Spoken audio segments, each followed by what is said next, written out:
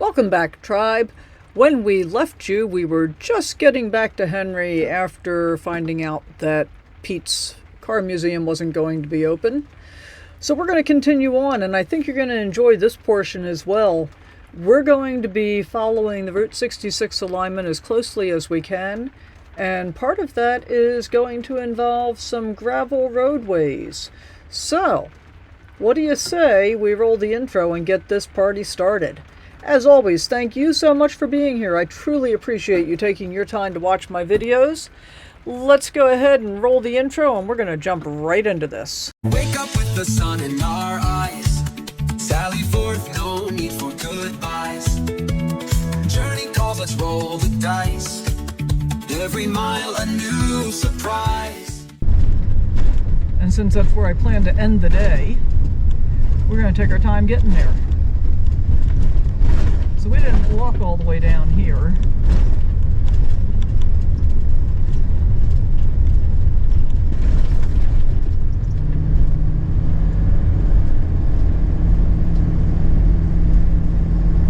So we're just going to see what we can see.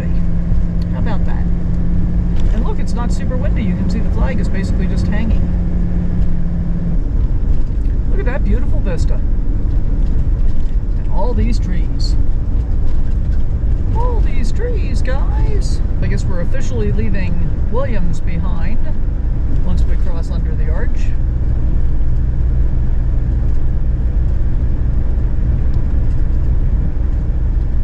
Okay, well, I'm glad we spent a little time there. How about you? Alright, so we're going to get on the freeway. And then we're going to get off. Good thing there's nobody behind me as I try to read the USDA directions, U.S. Forest Service directions. Go past Forest Service Road 4218A and turn right onto the I-40 East ramp to Flagstaff. Arizona. I think that's a chain. Although I'm not 100% sure. So we're going to hop up on the freeway, hopefully just for a couple of minutes. Turn right onto the I-40 East ramp. And depending on where we are right now, we're getting off maybe at the next exit, I think, but I'm not 100% sure. Merge onto I-40 East. So I'll let you know when we figure that part out. So we're getting off here at exit 167, which is the very next exit from where we got on. And we're going to hope that we can find the correct alignment piece. And according to this, it's going to be gravel. Ferry Road, Kelly Canyon Road. Continue for half a mile.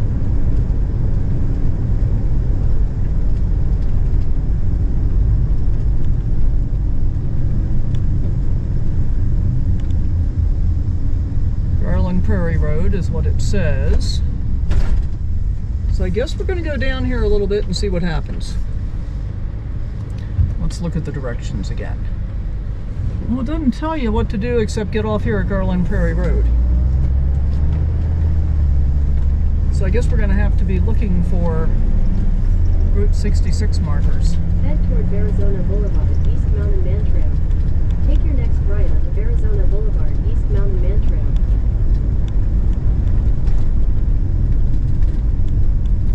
Turn right onto Arizona Boulevard, East Mountain Man Trail.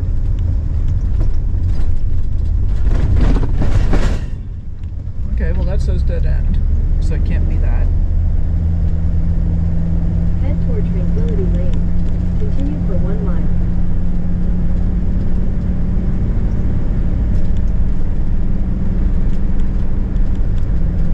Worst case, we'll be backtracking. But just imagine what it would have been like for the people that were traveling on Route 66. And trying to find their way without GPS and modern maps. I can smell the wood here.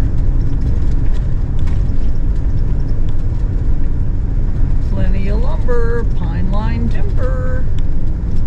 Over there on the right, lots of sawdust. Pavement ends. Alright, well maybe this is actually it.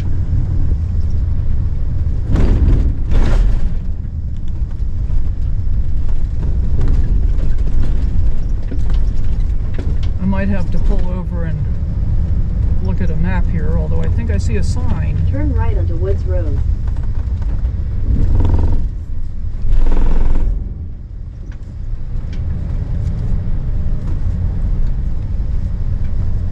Alright, there's gravel. All vehicle laws enforced. Access. So I guess we need to go down that dirt road. And I guess I'm going to have to pull over and try and figure this out. Well, I'm going to try this dirt road. I think... At the next stop sign, I guess I turn should left. look at this again. One more time. To see if it's actually this one or something else. I think I got it. We're going to find out. Head toward How about Garland that? Prairie Road, East Garland Prairie Road. And if I start down it and it feels like it's too rough or whatever, we'll turn around and come back. At the next stop sign, turn left. At the stop sign, turn left onto Garland Prairie Road. So we're going to have East Garmin Garland yelling Prairie at us Road. for quite a while because it wants us to go on the other side of the freeway to avoid highways. And if nothing else, Head east we'll on see Garland things. Prairie Road, East Garland Prairie Road. Continue on East Garland Prairie Road for 9 miles. So we're going to just take our time. Oh, there's a signboard there. I wonder if it's got a map that might show us something useful. Let's take a look.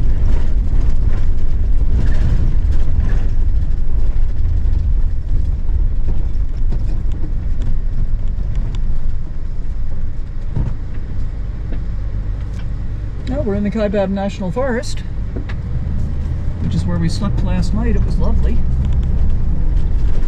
And I gotta say, the forest roads are in pretty daggone good condition, so we'll just be learning something new. How about that?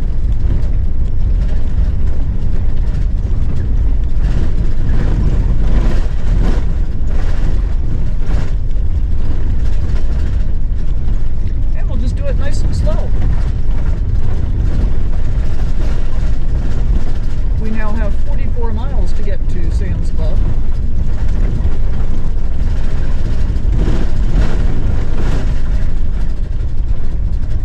But Google now recognizes where we are, so I feel better about that. And I'm going to say it once again.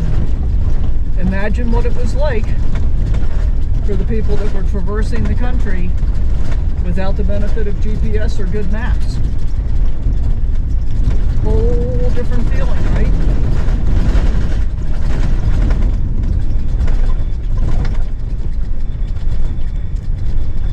Of course, if we have to do this at 5 miles an hour for the entire way, that'll be a pain. We shall see. I'll do a mile or so of this, and if it's all washboard, we'll probably turn around.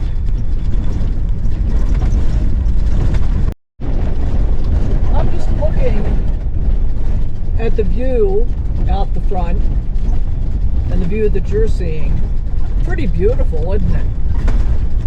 And yeah, I'm doing like 10 miles an hour.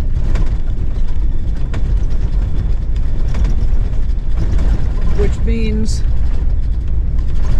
if I do 10 miles an hour the whole way to Flagstaff, I'll get there at 6 o'clock-ish.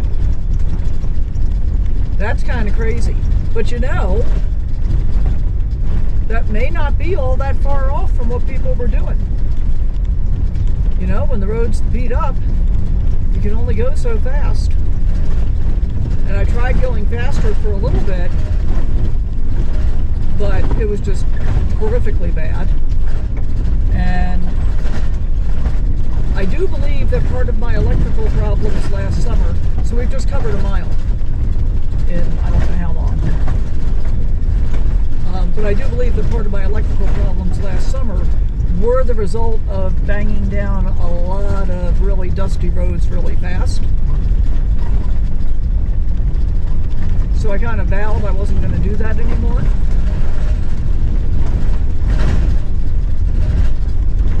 And what the hey, why not just enjoy this one, right? That's what I say.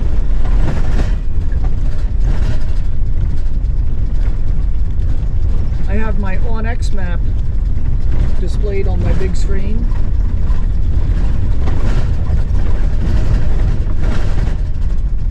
Which somehow is very reassuring to me. More reassuring than looking at the Google map. The Google map has the directions, but I'm kind of watching the OnX map for things that may be of interest, that kind of thing. And the thought that I'm having is, so this is not a road that you can dry camp on, that you can disperse camp on, but I think the chances are pretty good that I'm going to find some that you can once I get closer to Flagstaff. And that being the case, maybe I just disperse camp tonight, then go hit the gym and Sam's Club in the morning. Because I would just as soon not spend 2 nights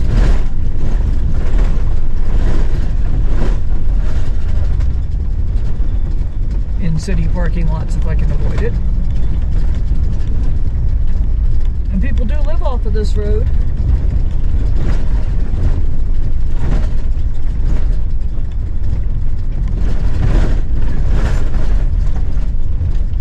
Huh, see that sign? Entering private land. Interesting. Not according to OnX.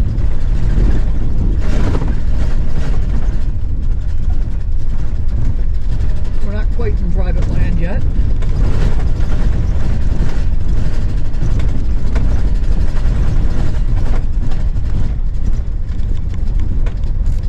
Well, I'm not going to make you guys suffer through the entire drive with me. But I think it's going to be a long one. Head toward Forest Service Road 102. Okay, now I'm confused about what we should really be doing. So, off to our right here is another road, which OnX made look like the main road. Let me go back to that for a moment. Well, that's Dogtown Trail, is what that says.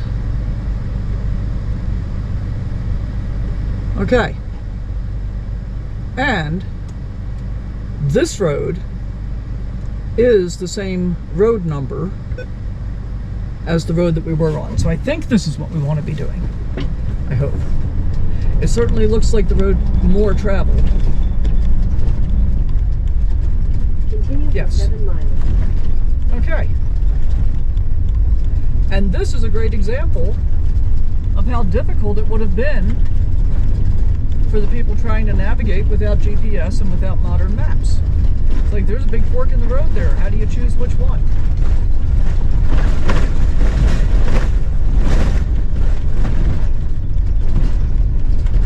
And it's going to be interesting to see how much bouncing around you see in the video, because the camera is like bouncing all over the place.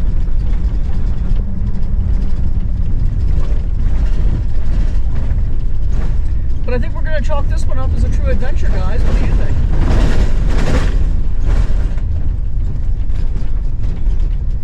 And would you do this, or would you have just stayed on I-40 and said, yeah, that's all the adventure I need?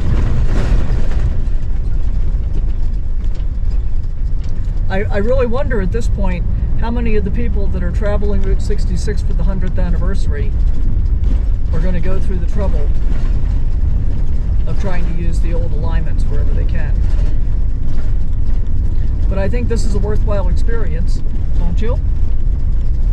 I'm actually driving with my window down because it's 70 degrees outside. It's a beautiful day, and it's a beautiful view. I mean, look at this. It's beautiful. And Google seems to think that I'm going to arrive at 3:46. I think it'll probably be closer to 4:30 at this rate, because I'm averaging 15 miles an hour now. But it'll be light for quite a while. Oh, and look, can you see all the way over there? Can you see the snow on top of the mountain over there? How cool is that?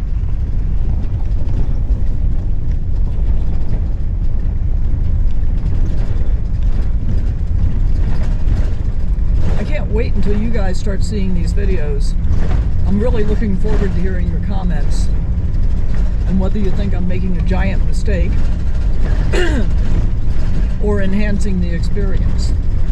Well, we're all the way up to mile 6, and hopefully I'm not speaking too soon, but the road has smoothed out a little bit and we're doing 30 miles an hour. We covered the first 5 miles in about half an hour. Let's see what Google says about our ETA. We've got 38 miles to go, 3 miles to our next turn. And yeah, it still thinks we're going to be there before 4 o'clock.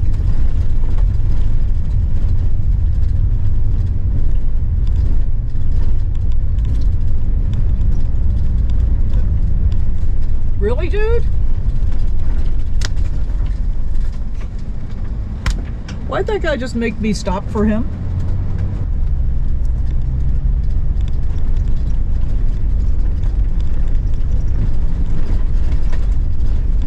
So we came down a pretty big hill, and it looks like now we're going to go back up in elevation. I'm checking Google Maps for driving directions, but I'm watching on X because that shows me camping opportunities. I'm not going to camp this far out tonight because I want to be able to get to the gym early in the morning. But if I'm still in reasonable camping proximity before we get into the city, I think I will just camp out here tonight. Because that would be much more pleasant than camping in a parking lot. Don't you think?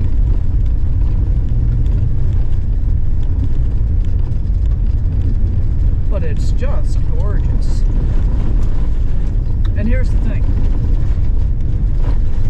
I can camp in all these trees for a night or 2 or 3. And in particular, this is fine because it's bright and sunny and there's enough openings between the trees. But in Yellowstone, my only choice was to really be crowded in with the trees. And they were so tall that it just didn't feel like there was any sky. And it was so overcast much of the time that it really contributed to my sad.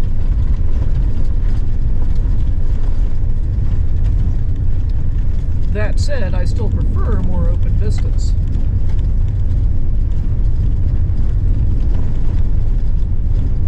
Turn right on East Garland Prairie Road, Thomas Loop Road.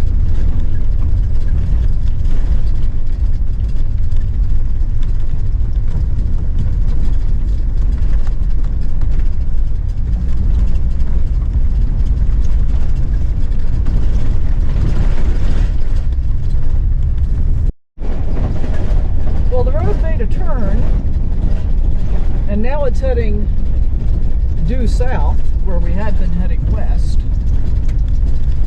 and the road condition deteriorated again. But you can see signs of civilization here, and that these fences on the left tell me this is definitely cattle country, and that's also probably part of the reason the road's so corrugated.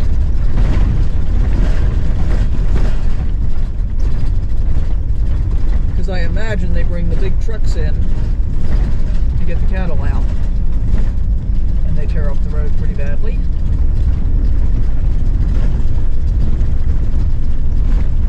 But according to Google, we're going to make another turn in half a mile, which will put us due west again.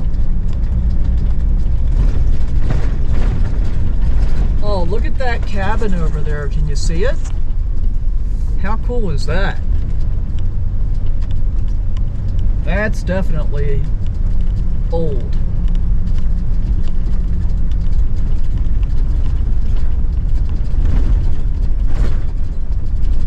Very, very cool.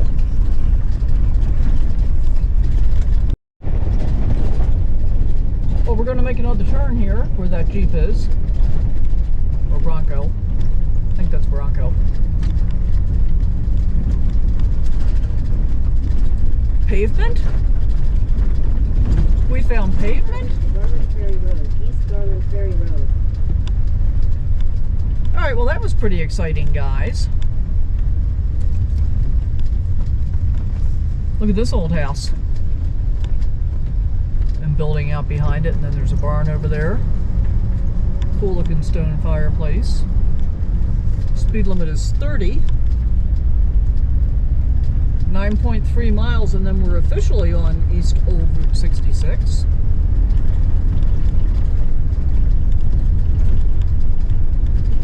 Well, I am really glad we did that, and I hope you are too. That was about 15 miles of gravel road in varying degrees of washboard.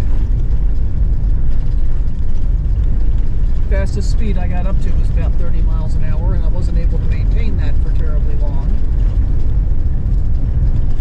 But I think that was a great experience. I think that really helps to bring it home for me what it might have been like for the people that were, you know, traveling west in the 30s, the Dust Bowl era.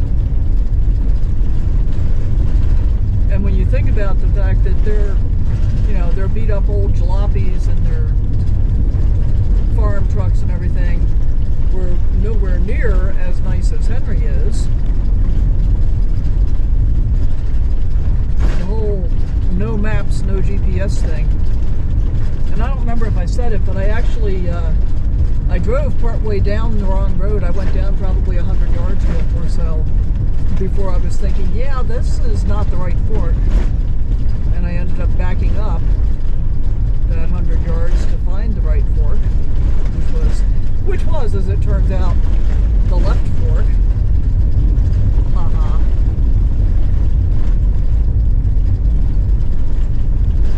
But what a beautiful day. Thanks for coming along. Just like that, we're back on dirt. That's funny. Look at all the sheep. I mean, literally, I stopped that last clip in less than a tenth of a mile, I think. Little baby lambs, as well as the sheep.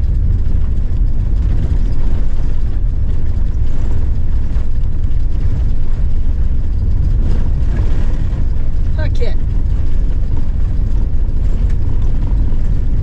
You're such a good boy. You are such a good boy.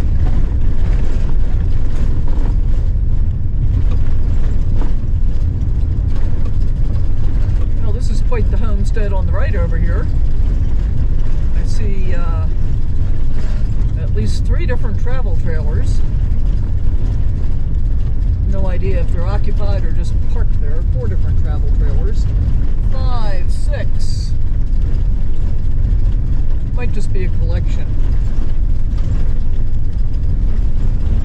Looks like most of them are missing windows. So probably just a collection.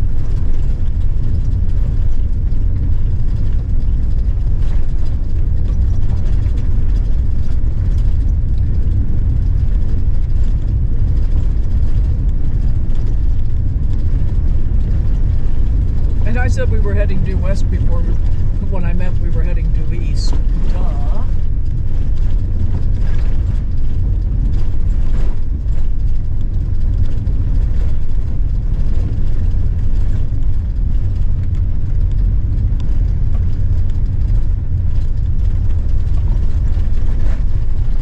So this is where you come to the intersection of Garland Prairie Road and Garland Prairie Road. That used to be how I gave people directions to my house when I lived outside of Tehachapi, before we had GPS and good maps and stuff. I'd say, so you're going to come out Highline, and when you reach the freeway intersection and come to the corner of Banducci and Banducci, you're going to turn left on Banducci. Yeah. In the early early days, I used to have to fax people a paper map so they'd know what they were going to see. And then when we had email, I would email them a copy of the map.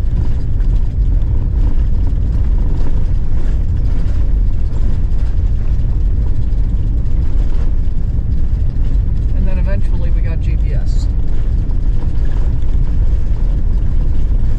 Is that somebody grading the road, or is that just a piece of farm equipment?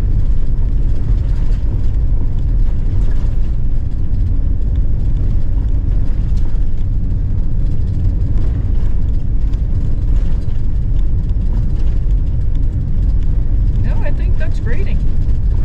Kind of don't want to pass them.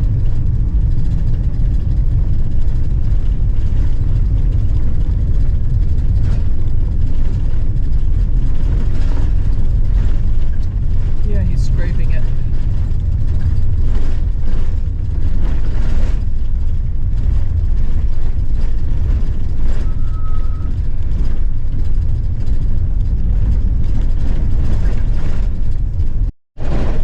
Well, we got a pickup truck that's going to come past us, I think, as soon as we get around this curve. Nope, he's going to pass us on the curve. Good for him.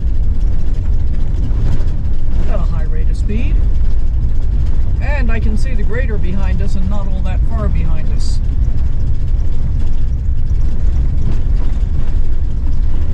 But with getting out a washboard, I just really don't want to rattle my coach apart, and there's no reason for me to.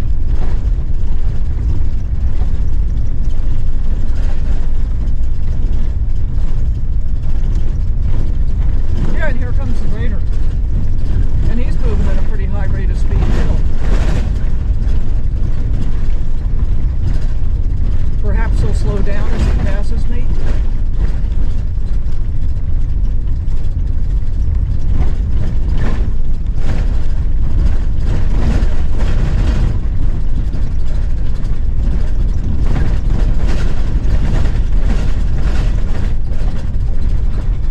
Here he comes.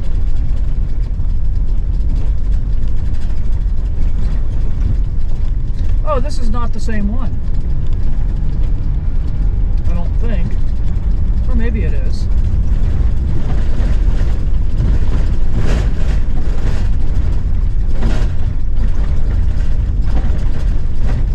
Yeah, I think it was. He just doesn't have his blade down.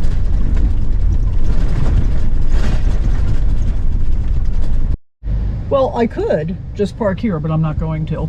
I just backed in here so that we could take a little break. So this is a different Forest Service road that we pulled off onto. We're gonna get back on our main road here. But yeah, we could have easily camped there. And as I said, we're not going to because we got a ways to go yet.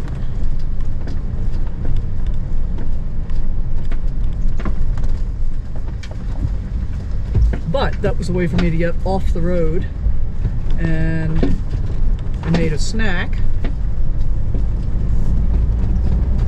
Oh, and now we gotta wait for Google to figure out where we are again. There we go.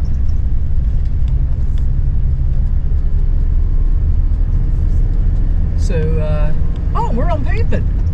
Woohoo!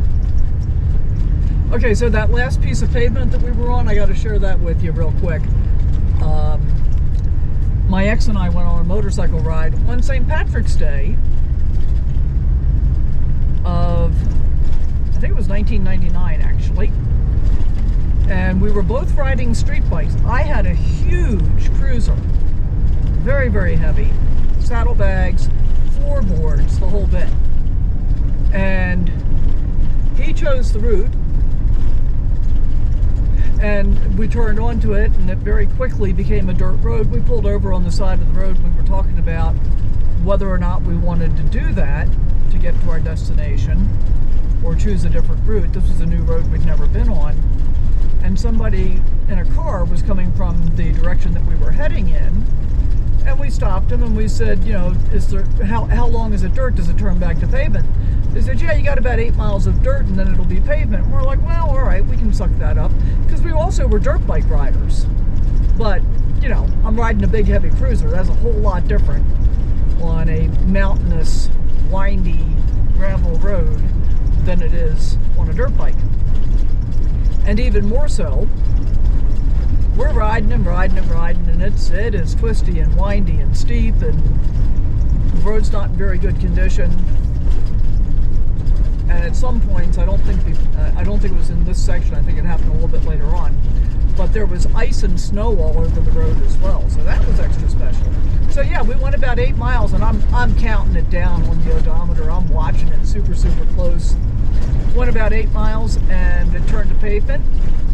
And then we went around a corner less than 100 yards later, and we were right back to gravel, and that's what it remained. The problem was, we finally reached the point where we reached a locked gate, and we couldn't go any further. And then we had to backtrack, I think, about 4 miles to get to another road without having to backtrack the whole, I think it was probably 18 or 20 miles back to where we had gotten off the pavement to begin with. That was a very long day. We thought we were going from Tehachapi to Kernville for lunch. We ended up with a total 400-mile ride. We had left at 9 o'clock in the morning. We didn't get back until after 9 o'clock at night. Never did get anything to eat either. So yeah, that was an extra special time. Alright, so before too long, we're going to be turning right onto East Old Route 66. We'll see what that looks like. I think we're approaching the, I'm going to say, community of parks, which used to be a popular way station on Route 66. And I could be wrong, that might have been it right there. Or not, well, it says Parks Road, so that might have been it. Unless it's going to be up here where we turn onto Route 66.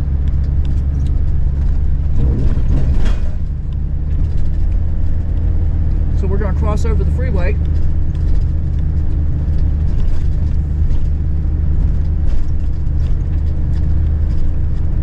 So I got an apple and a little bit of Gouda to have for a snack, because we still have 25 miles to go.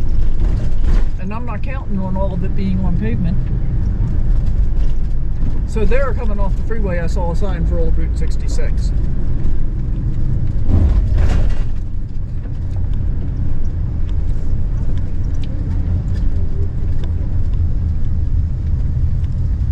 And a sign there that said 482 miles to California.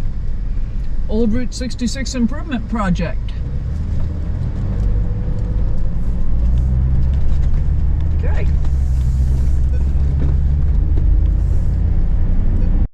Well, less than a mile of actual pavement. And here comes the dirt again.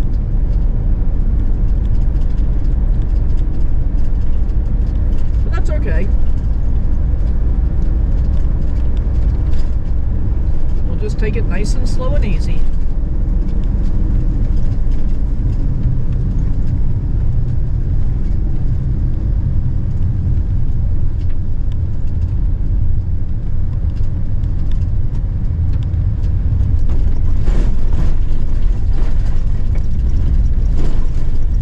Like that. Well, I think we can see I-40 up here. Yeah, I just saw a car over there.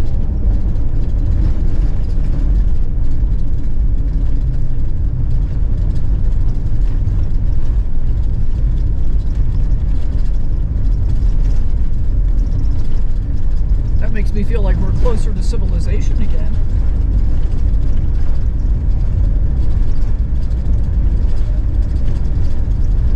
Sure, the pavement is a whole lot better than the dirt road. Nah, that's not fair, is it? There's a bunch of people camped over here. And we are 16 miles from Sam's Club right now.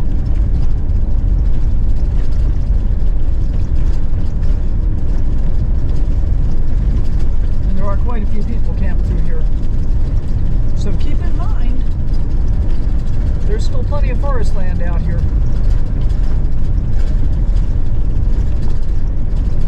I would prefer to be further away from the freeway than this.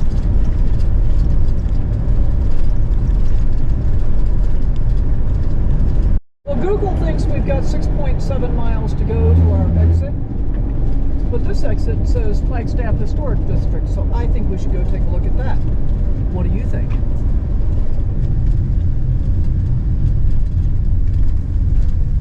But I figure we'll see more interesting things going this way than we would by staying on the freeway. Or maybe we'll just see more trees, who knows? But we'll find out together, fair enough? We are indeed on Route 66. I think we're still on the outskirts of Flagstaff, because at least all we're seeing so far is, you know, the typical stuff. But we do want to see the historic district.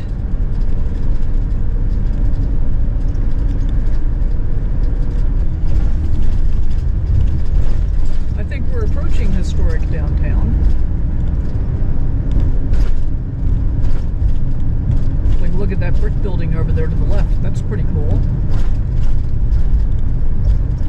It looks like we got a train depot here to the right, which is also an Amtrak depot. Flagstaff Visitor Center. Oh, a couple of cool looking blocks up that way.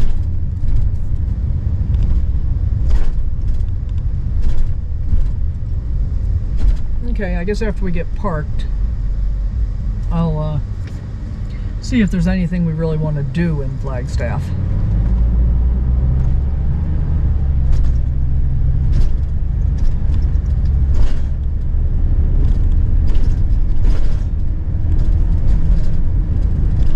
I have a very limited tolerance for cities. Although the historic downtown area is cool looking. Pretty big, busy Sam's Club here.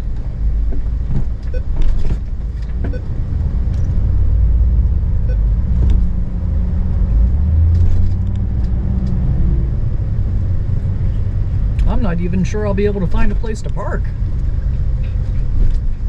Huh. Oh, there's some spots over there. Let's try that.